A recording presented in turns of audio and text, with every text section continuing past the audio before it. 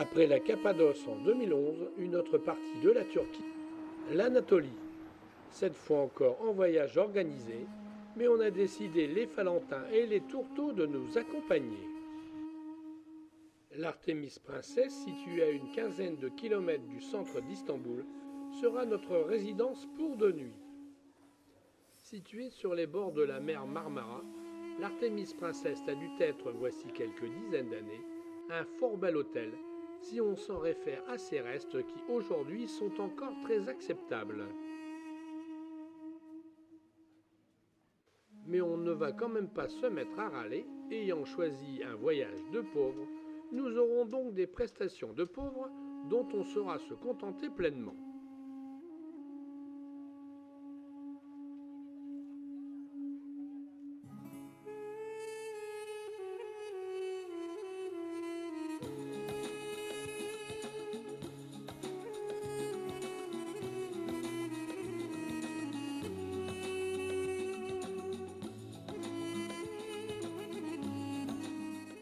Au programme de ce voyage, d'abord une journée complète d'excursion à Istanbul, avec pour commencer la Mosquée Bleue.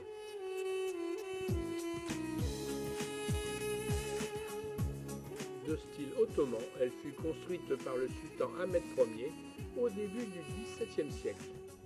Elle est dite bleue car ses murs intérieurs sont ornés de mosaïques bleues. La mosquée Sultanahmet est devenue l'une des attractions touristiques les plus populaires d'Istanbul. C'est Selçuk qui nous la fera visiter et qui sera notre guide durant tout le voyage.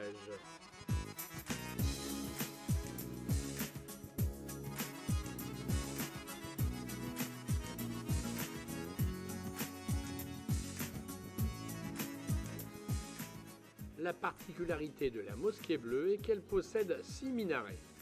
C'est la seule au monde si l'on accepte la Kaaba, à qui on a dû rajouter un 7e minaret, la Mecque étant le lieu suprême de la religion islamique.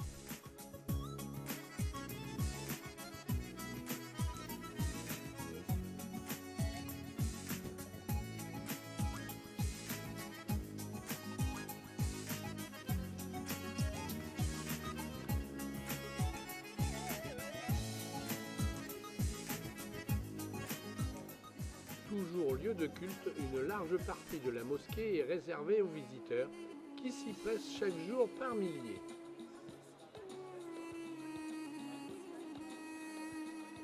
Plus de 200 vitraux aux motifs complexes laissent passer une lumière naturelle aujourd'hui aidée par de nombreux lustres. La salle de prière est chapeautée d'une coupole de 23 mètres de diamètre qui culmine à 43 mètres de haut, elle-même entourée par 14 demi-coupoles.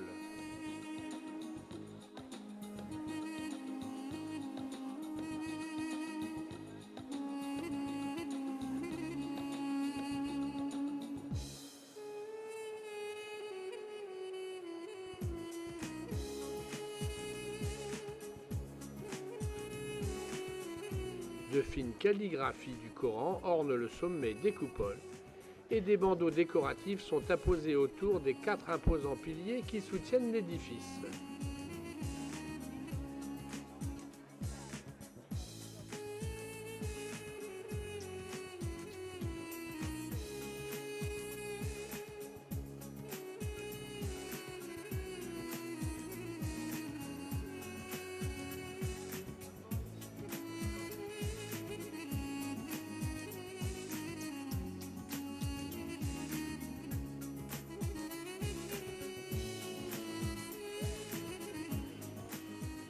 À quelques pas de la Mosquée Bleue, Sainte-Sophie.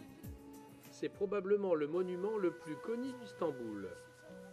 C'est l'empereur Justinien qui entreprit sa reconstruction en 532 alors qu'elle avait été incendiée lors d'émeutes.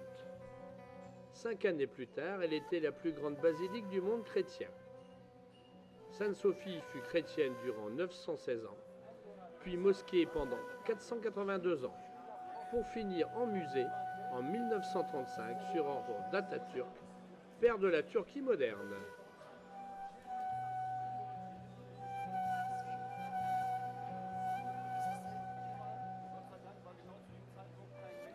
Sa splendide décoration, faite de mosaïques d'or couvrant 16 000 m², contribue à augmenter son éclat intérieur.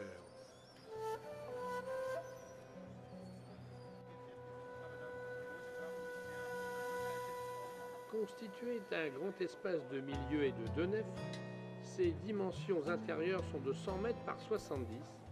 Elle est couverte d'une coupole de près de 57 mètres de hauteur pour un diamètre de plus de 30 mètres.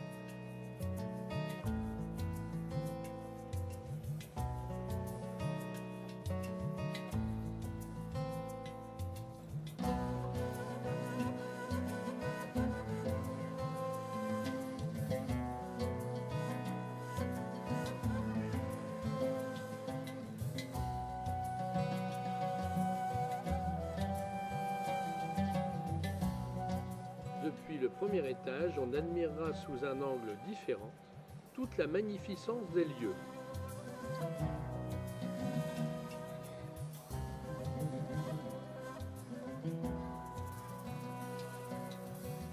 Toujours à l'étage, les ailes de l'édifice accueillent des expositions d'art religieux ancien.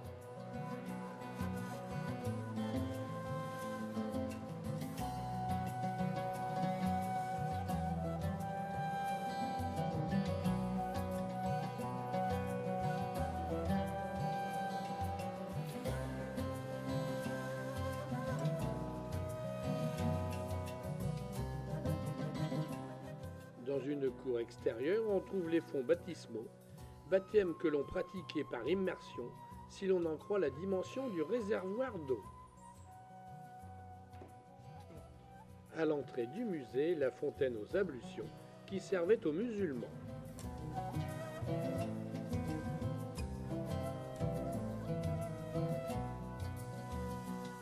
C'est maintenant l'heure pour nous d'aller déjeuner.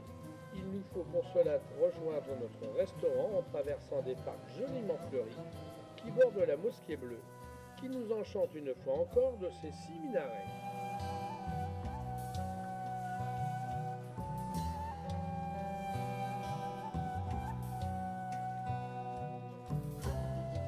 La place de l'hippodrome et ses obélisques.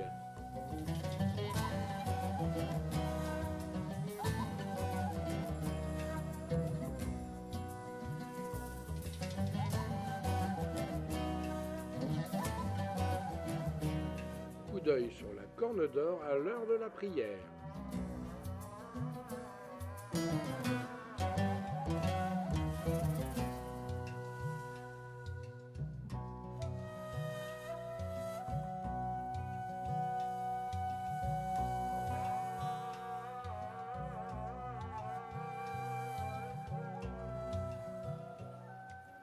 Nous prenons maintenant la direction de Topkapi.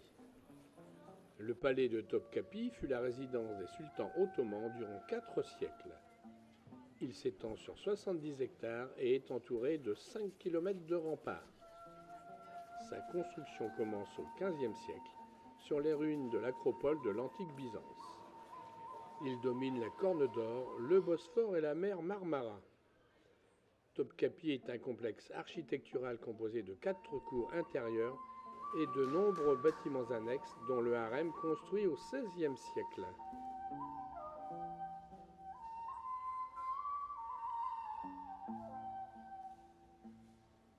À la fin de l'Empire ottoman en 1921, le palais est transformé en musée de l'ère ottomane, sous la tutelle du ministère de la Culture et du Tourisme. Il abrite d'importantes collections de vêtements, porcelaine, boucliers, armures, manuscrits de calligraphie islamique, ainsi qu'une exposition permanente du trésor et de la joaillerie ottomane.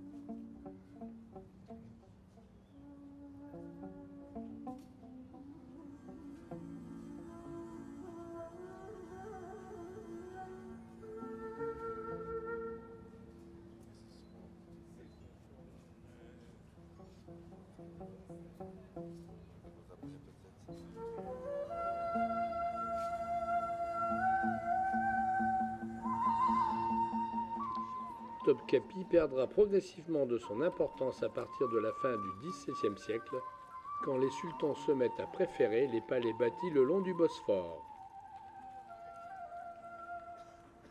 C'est en 1853 que le sultan Abdülmecid Ier décide de déplacer la cour vers le nouveau palais de Dolmabahçe, premier palais de style européen, construit le long du Bosphore.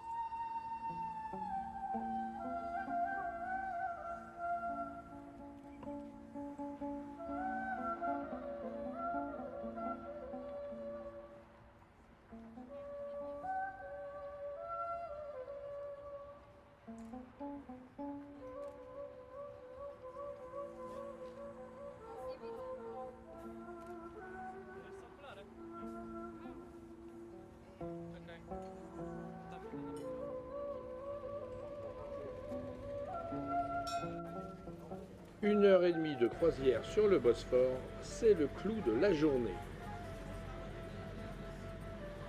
Nous allons longer durant tout ce temps la côte européenne côté bâbord et la côte asiatique côté tribord. Du moins à l'aller, au retour ce sera le contraire.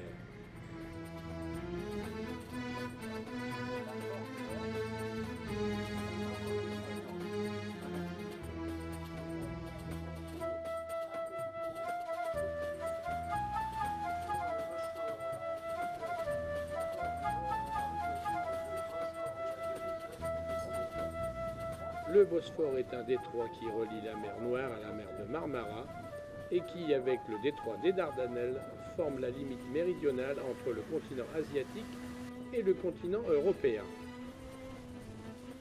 Long de 42 km et d'une largeur variant entre 700 et 3000 mètres, ces eaux sont classées domaine maritime international et donc libres d'accès. C'est un endroit particulièrement dangereux pour la navigation en raison de ses courants violents, mais surtout du trafic intense qui circule dans ces eaux. Près de 55 000 navires en 2012.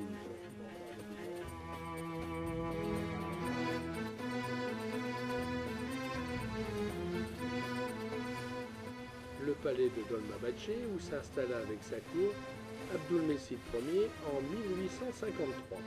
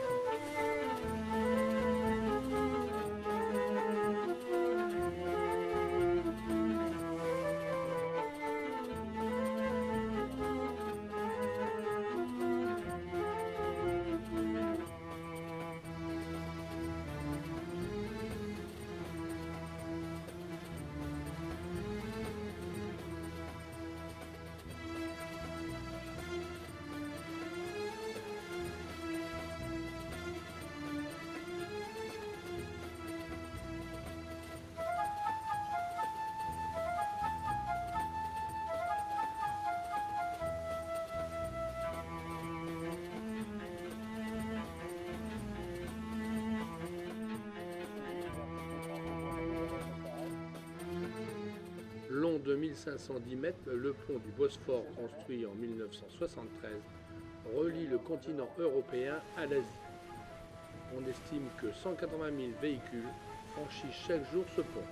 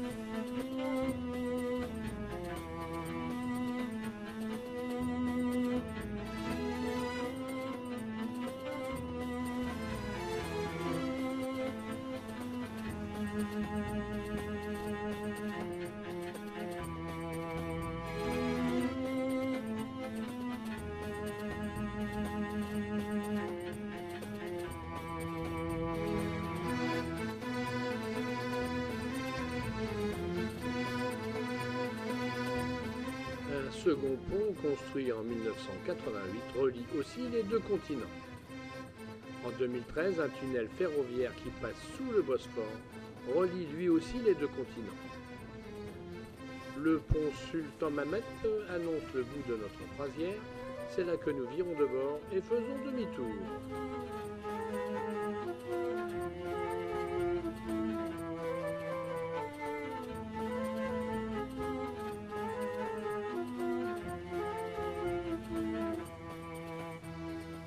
Sur les rives du Bosphore, les Yalis, de très vieilles maisons de bois qui représentent l'âme stambouliote et qui, aujourd'hui réhabilitées, représentent un placement sûr pour les plus grosses fortunes.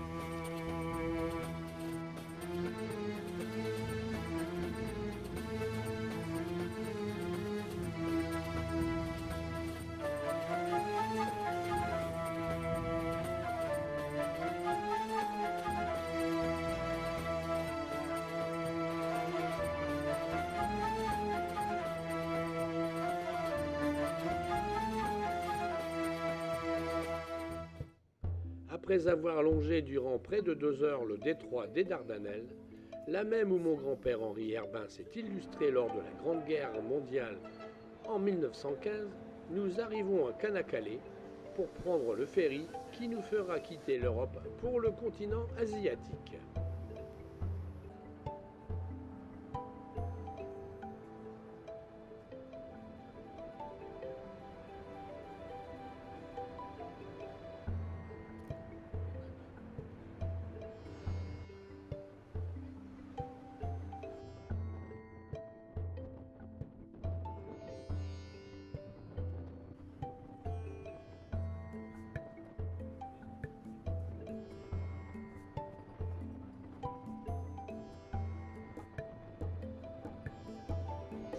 Dans quelques instants, nous débarquerons en Anatolie, berceau de civilisations multiples comme entre autres les Grecs, les Perses, les Romains, les Byzantins ou les Ottomans, qui formèrent le creuset de notre civilisation actuelle.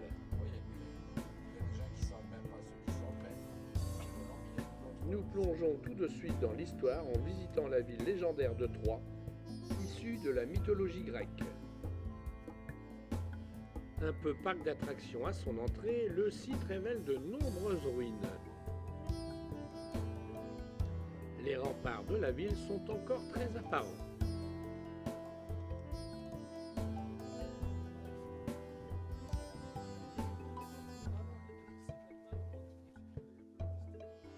Des chantiers de restauration et de fouilles se poursuivent toujours.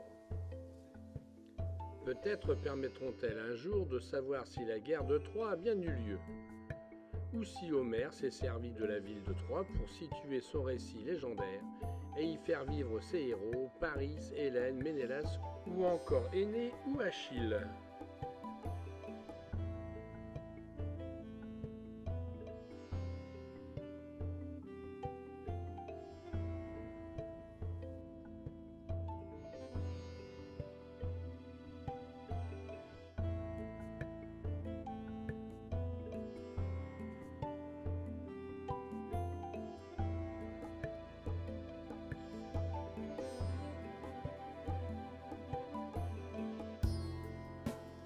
Évidemment, ce bon vieux cheval de Troie qui trône magistralement à l'entrée du site rencontre toujours un franc succès auprès des touristes et des photographes amateurs.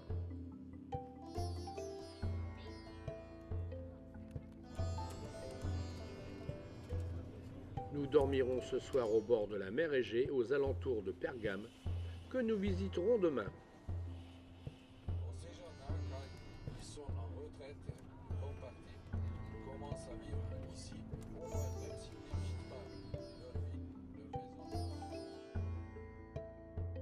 Pergame était déjà connue au 7e siècle avant Jésus-Christ, mais la ville atteint son apogée au 2e siècle avant Jésus-Christ. Construite sur un éperon rocheux, Pergame est la superposition de 3 villes reliées les unes aux autres par des escaliers.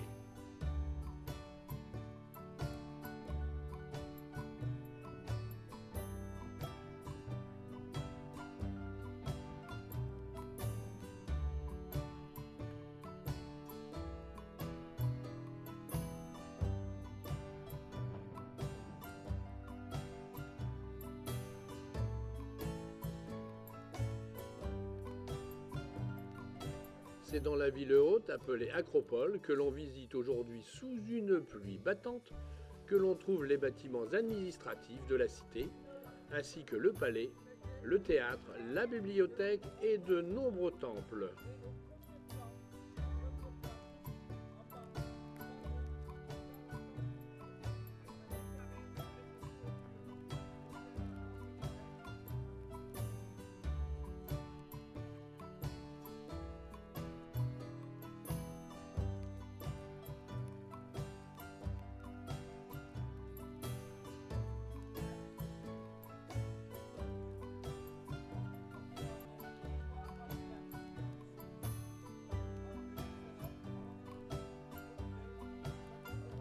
Les nuages investissant les lieux, nous les quittons.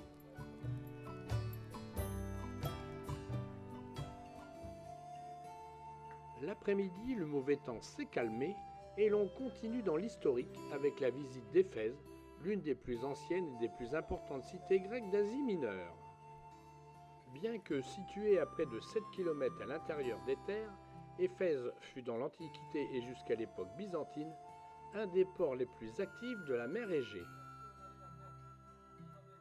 On trouve sur ce site archéologique majeur de toute l'Asie mineure les vestiges des différentes dominations grecques, romaines, byzantines ou ottomanes qu'a subi au cours des siècles cette région du monde.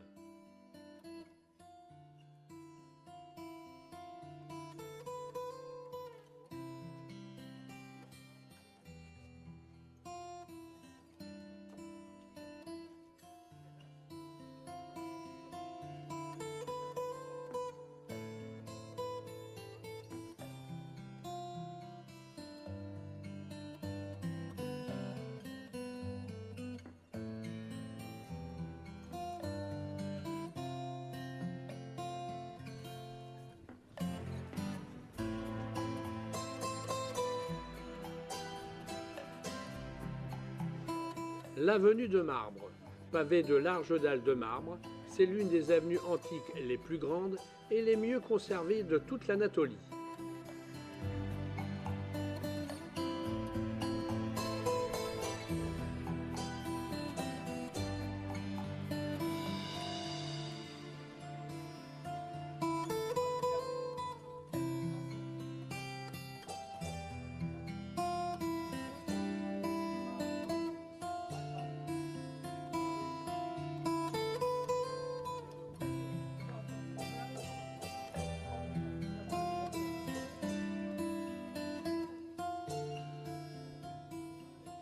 Le temple d'Adrien, magnifiquement restauré, fut construit au début du IIe siècle de notre ère.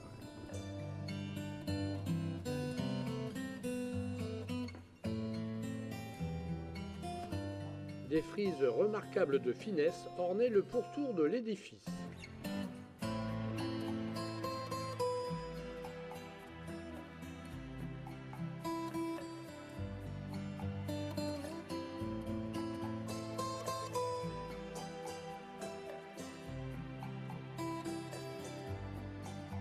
Ici, les toilettes publiques. Elles étaient tout publiques et pouvaient servir aussi de salle de réunion.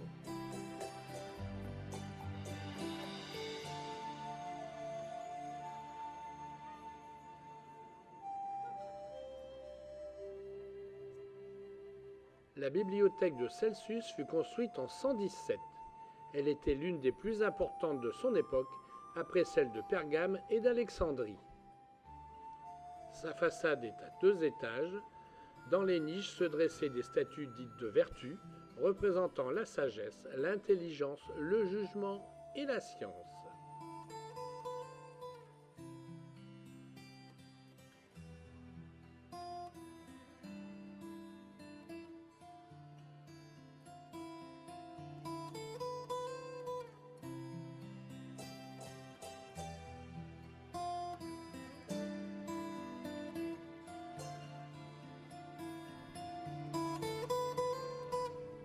Sur la droite de l'édifice, 3 arches qui menaient à l'agora commerciale, autrement dit à la place du marché.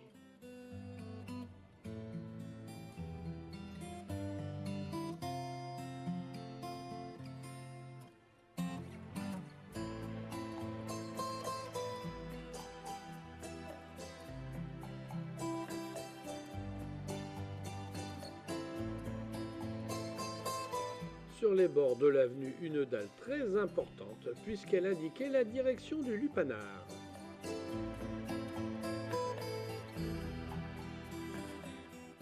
Le grand théâtre fut construit à la période helléniste, c'est-à-dire au IIIe siècle avant Jésus-Christ.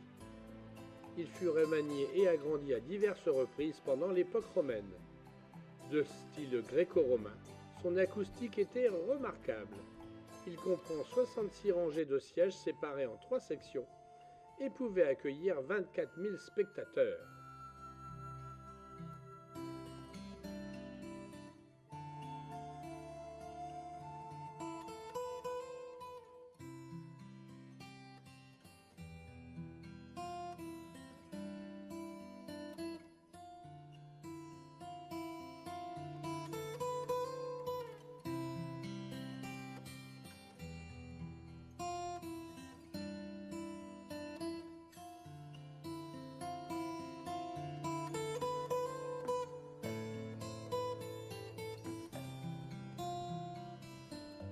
Le temple d'Artémis, c'est l'une des 7 merveilles du monde, du moins ce qu'il en reste, une seule colonne, sur les 127 que comptait le temple.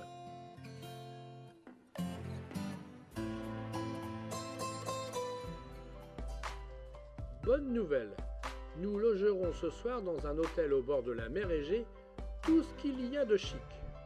De voyage de pauvres, nous voici donc passés à la classe supérieure, voyage de pauvres plus.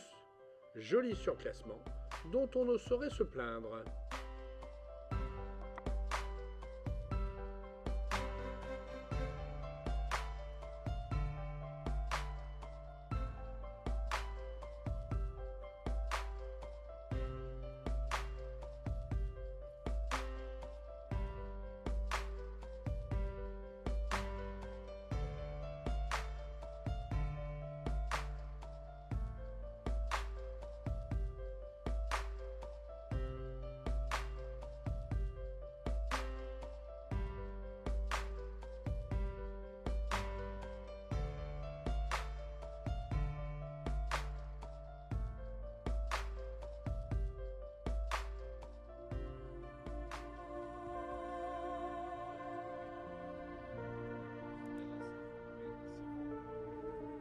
Dernier jour de voyage à travers l'Anatolie, avec au programme la visite de Pamukkale, une curiosité géologique rare et d'une grande beauté. Pamukkale, appelé aussi le château de coton, est un site naturel essentiel de Turquie qui attire chaque année une masse impressionnante de visiteurs venus des 4 coins du monde.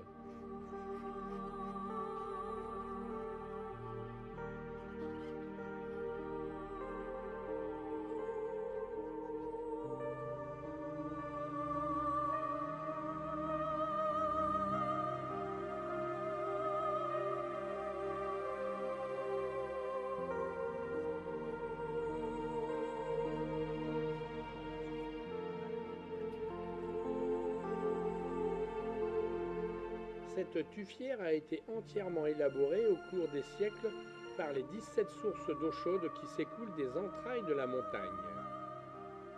C'est le carbonate de calcium contenu dans l'eau qui se dépose sur les flancs de la colline sous forme pâteuse et qui, lors de l'évaporation de l'eau, se durcit, donnant une succession de vasques en gradins d'une blancheur éclatante. Ce lieu très fréquenté autorise la baignade, une baignade fort agréable, certaines de ses sources pouvant atteindre 45 degrés.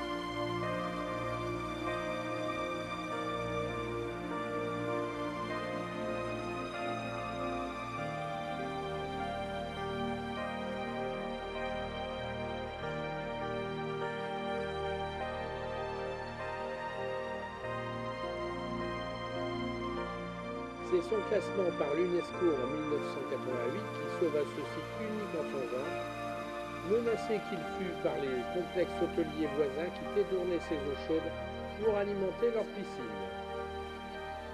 Aujourd'hui, le parcours de la visite est fléché et encadré, avec comme obligation se déchausser pour pouvoir l'emprunter.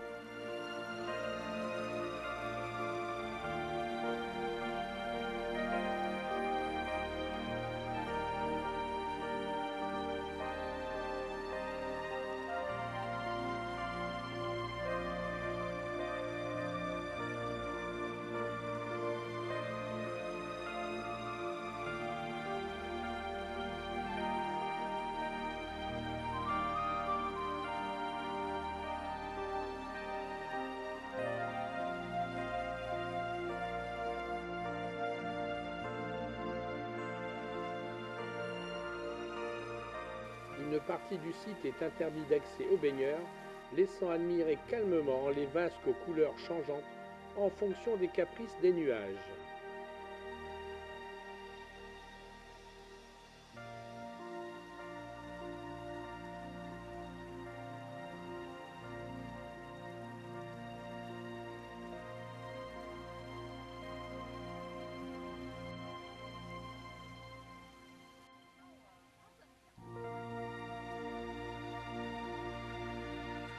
Au même endroit que Pumakale, le site archéologique de Hiéropolis. Fondée au IIe siècle avant Jésus-Christ par l'un des rois de Pergame, la cité antique Hiéropolis se développa grâce à l'exploitation des sources chaudes. Aujourd'hui encore, la piscine thermale est toujours exploitée. Elle fut baptisée piscine de Cléopâtre par Marc-Antoine, en l'honneur de cette dernière qui s'y était baignée. La source qui alimente cette piscine sort naturellement à 36 degrés.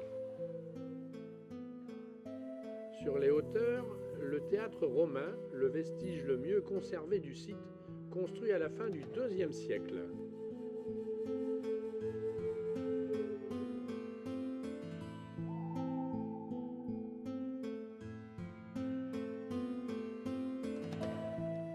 Ce théâtre pouvait contenir 7000 spectateurs. Sur le mur de scène, les bas-reliefs représentent l'histoire de Dionysos et d'Apollon. Sur le podium, des niches ornées de colonnettes d'une remarquable finesse.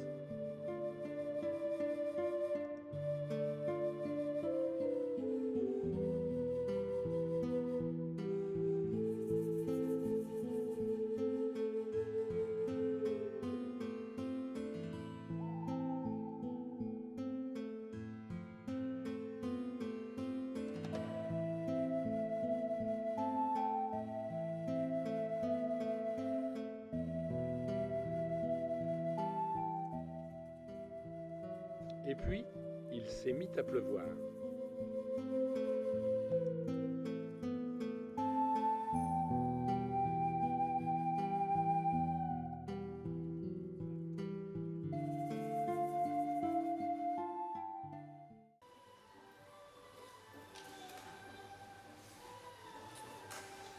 C'est religieusement que nous avons assisté le soir à un spectacle de derviches tourneurs. Il faut bien admettre qu'après une longue journée d'excursion, on a du mal à rester concentré sur le spectacle.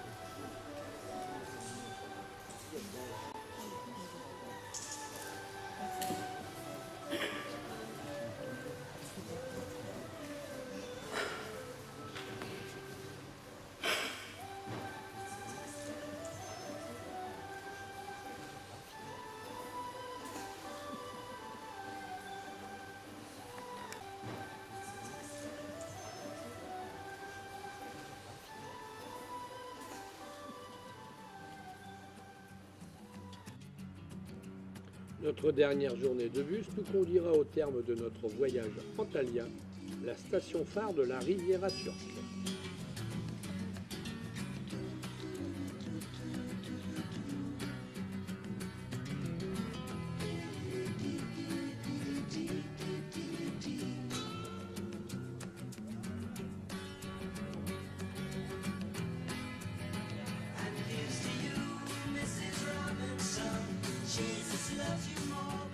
Le Harrington Park sera notre pied-à-terre pour de nuit.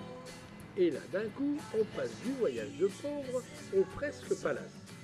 Pour notre plus grand plaisir.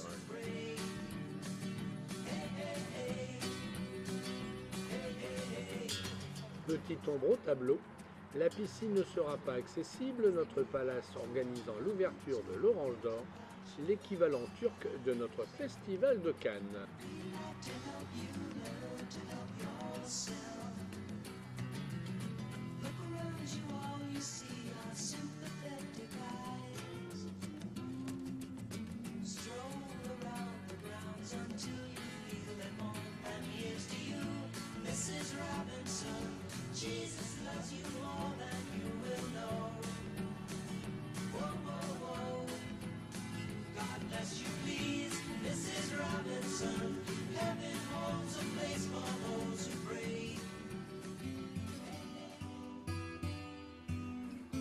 Le matin, le soleil se lève sur Antalya et c'est beau.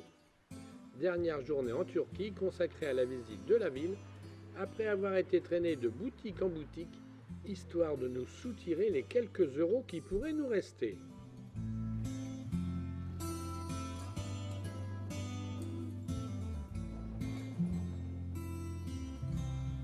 Un fleuve pas comme les autres, le Duden.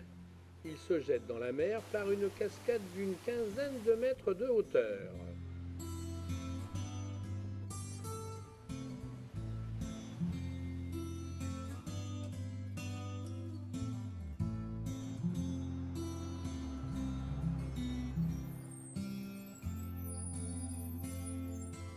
Et maintenant, quartier libre pour visiter le vieil Antalya.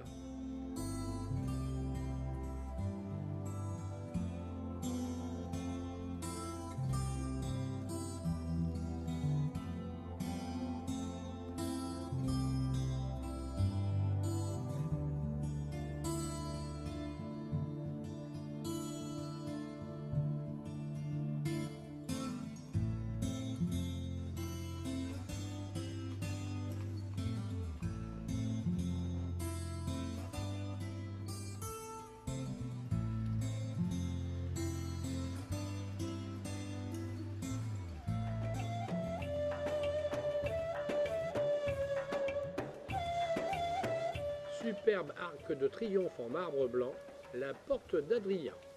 C'est l'une des entrées de la vieille ville.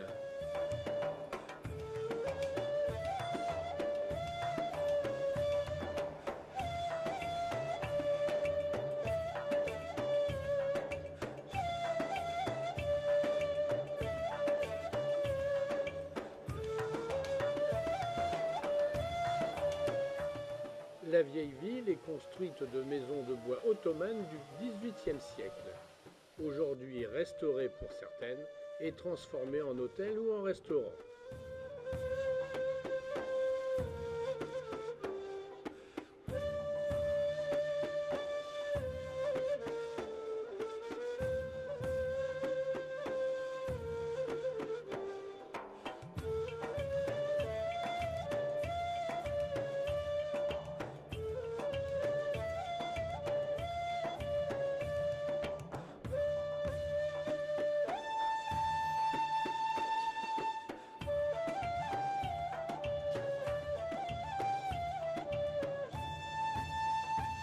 Des remparts et des jardins suspendus au-dessus de la Méditerranée.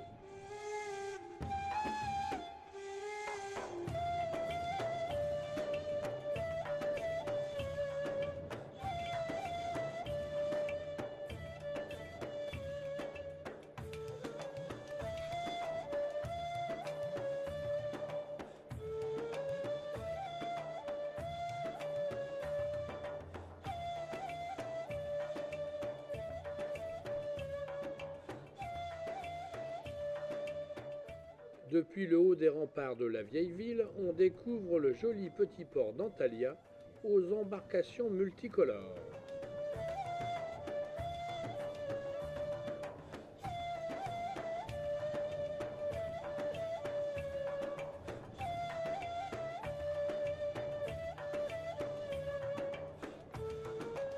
Une activité maritime très soutenue anime ce port, qui voit embarquer de nombreux touristes pour de mini-croisières sur la Méditerranée.